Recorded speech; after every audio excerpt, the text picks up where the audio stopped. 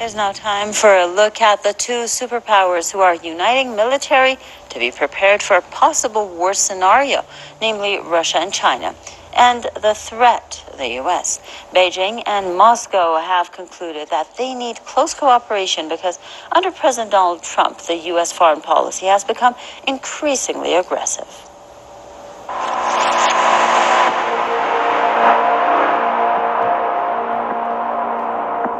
China has a very powerful military, and it seems very serious about making it more effective.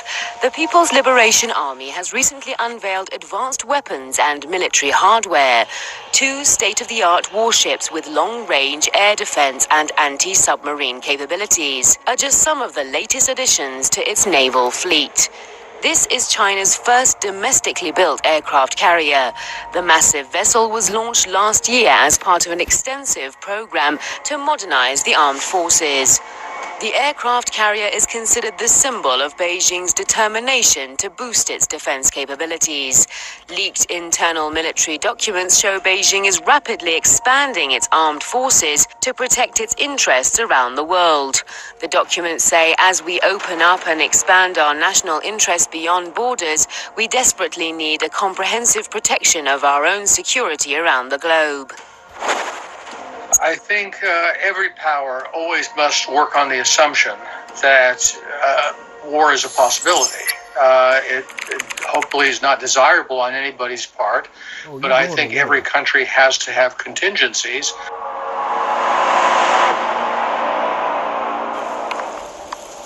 Now, Russia and China have grown so close militarily that there have been calls from within those two countries to form a bloc. For both, the common threat is the U.S. In the case of China, the U.S. military presence in the South China Sea is one reason. Then comes Russia. Both the U.S. and Russia, who are nuclear-armed nations, have seen each other as somewhat of an existential threat. The closest instance has been Syria, in which Trump warned Russia before an attack. Get ready for U.S. missiles fired at Syria.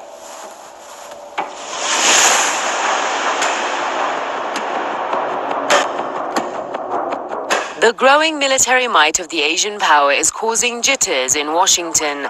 The United States has made no secret of its concerns about China's expanding global role. The U.S. has long viewed China as a geopolitical threat, and now the U.S. may have more reason to worry. The Asian power is getting closer to Russia in a bid to counter global threats. The Chinese defense chief recently pledged full support to the Russian army. Some observers believe the two countries have decided to work more closely because the United States has intensified its threats against them.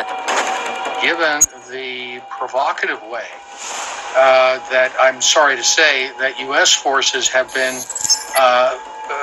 behaving with respect to areas of vital concern to both Russia and China, almost as though American policymakers desired to push Russia and China into each other's arms, it is not unexpected that those two countries would be working very closely together. Beijing and Moscow seem to have concluded that they need the close cooperation because under President Donald Trump, U.S. foreign policy has become increasingly aggressive. It's something I think people in Washington need to take very, very seriously. This is not a game. We don't go around poking these countries and then expect them not to think about what they would do in the event things go wrong.